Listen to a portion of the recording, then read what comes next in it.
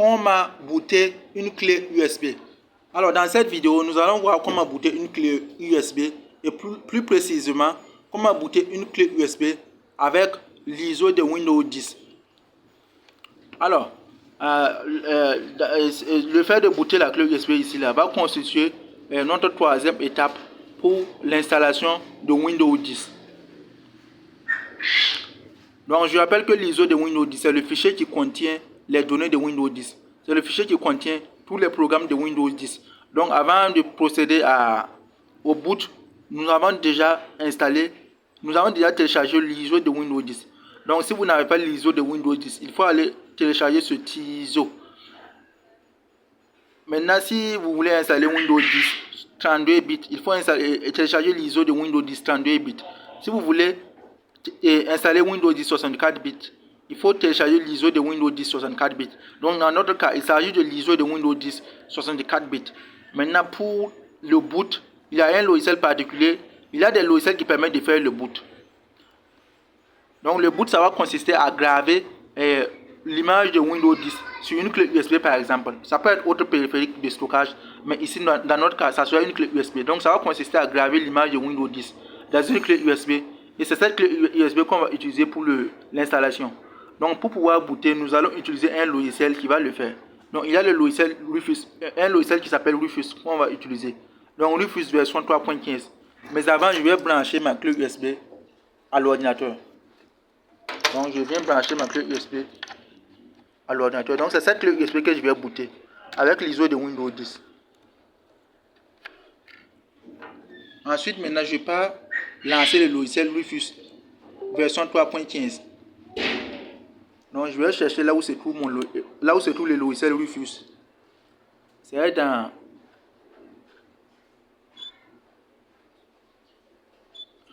dans le lecteur Chindo I. Ensuite dans solution propre.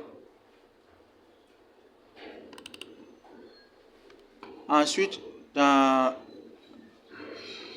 fichier, dans logiciel plutôt. Ensuite logiciel simple.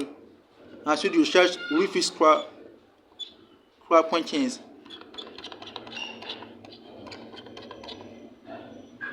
Donc ici j'ai Rufus 3.15. Maintenant je vais le sélectionner, je vais faire un clic droit.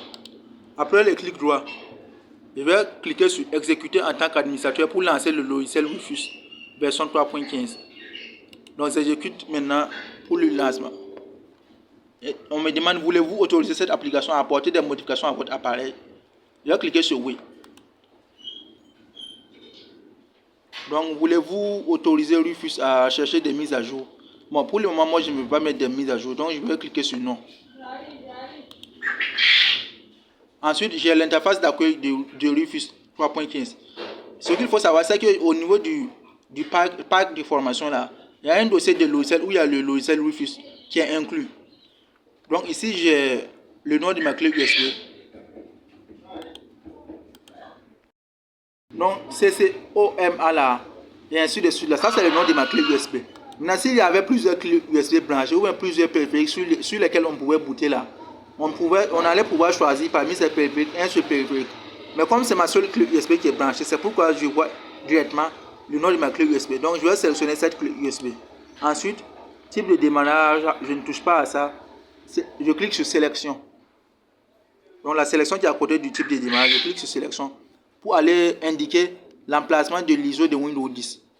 Donc je clique sur sélection. Maintenant, il y a une fenêtre qui s'ouvre. Je vais indiquer l'emplacement de Windows 10. Donc, au niveau de cette fenêtre, bon, je viens ici. Je vais choisir.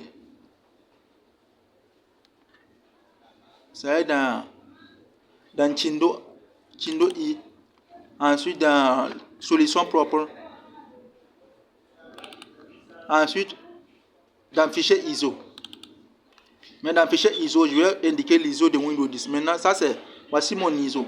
Le fichier ISO de Windows 10. C'est ça comme ça. Windows 10 ISO 64 bits novembre 2021. Donc je vais sélectionner ce fichier. Si je vais, je double-clique sur ce fichier.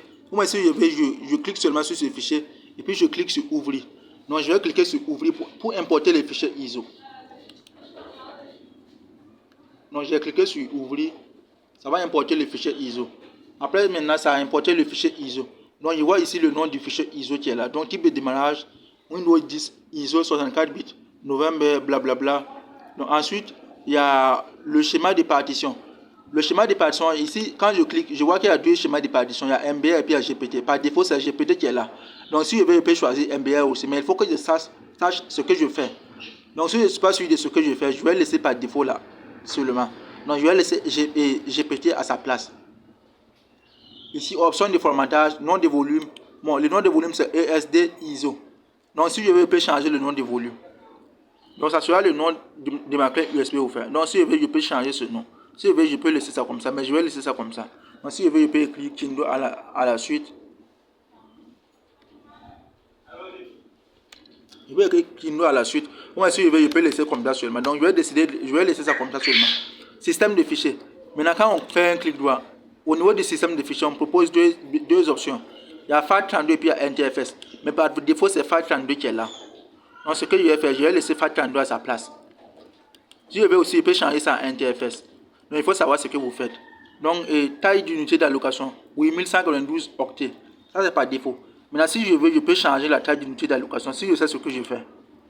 Si je ne sais pas ce que je fais, je laisse ça par défaut. Donc, si vous ne savez pas ce que c'est la taille d'unité d'allocation, vous laissez comme tel. Vous laissez ce que vous avez trouvé. Puis maintenant, ensuite, on vient en bas, on a démarré.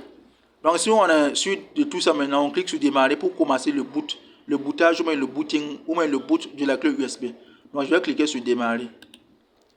On me demande, attention, toutes les données du volume vont être effacées.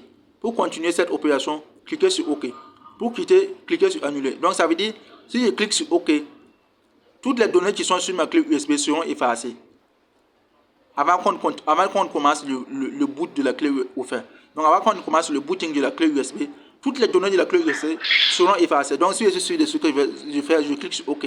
Si je ne veux pas continuer, je clique sur annuler. Donc, je vais cliquer sur OK. Donc, après avoir cliqué sur OK, je pense que le boot va commencer. Donc, il va commencer à faire le bootage offert. Donc, ici, suppression des partitions peut prendre du temps. Donc, pour le moment, on supprime des partitions. Ensuite, on va commencer à faire des copies des fichiers de Windows. On est en train de supprimer les contenus de ma clé USB pour le moment.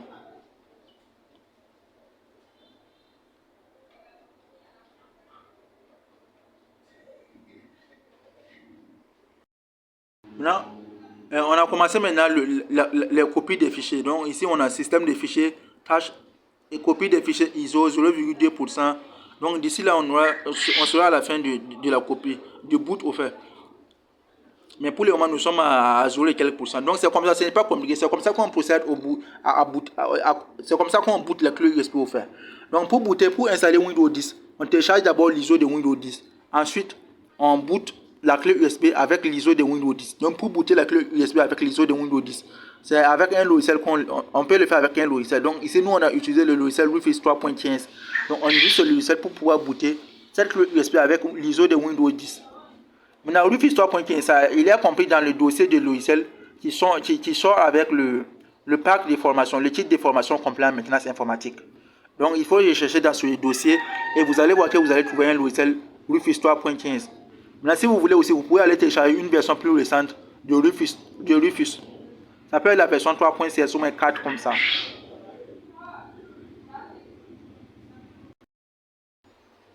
Donc d'ici là seulement, on va assister à la fin du boot de la clé USB. Nous sommes à 98,9%. Nous sommes à 95%. D'ici, on va atteindre les 100% de la copie des fichiers ISO de Windows 10.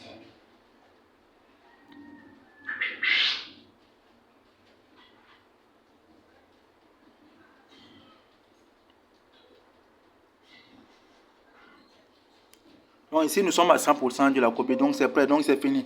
On a terminé le boot de la clé USB. Donc vous voyez que ce n'était pas compliqué.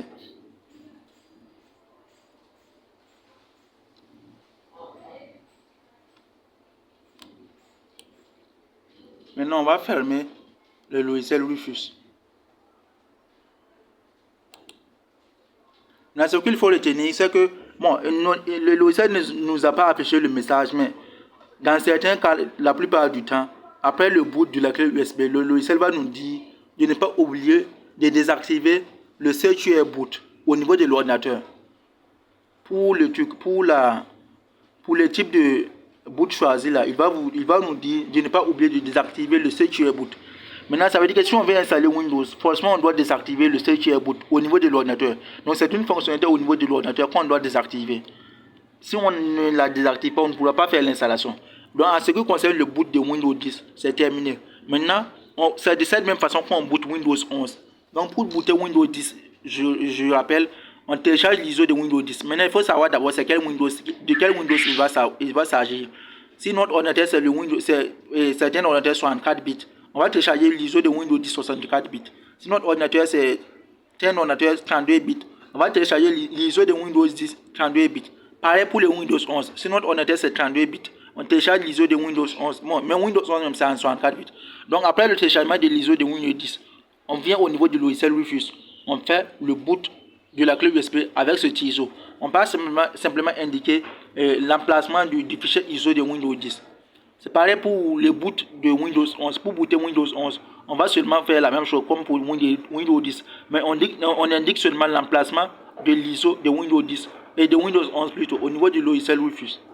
Donc c'est terminé pour le boot. Maintenant, nous allons passer à la prochaine étape. Donc il faut suivre la vidéo qui montre comment désactiver le Secure Boot. Donc si un jour vous tentez de faire l'installation et que vous n'arrivez pas, c'est que vous n'avez pas désactivé le Secure Boot alors qu'il est activé. Donc il faut désactiver cette fonctionnalité. Donc la vidéo suivante va montrer comment faire cette désactivation. Et puis aussi une autre vidéo va montrer, la quatrième étape va montrer comment faire l'installation proprement dite de Windows 10.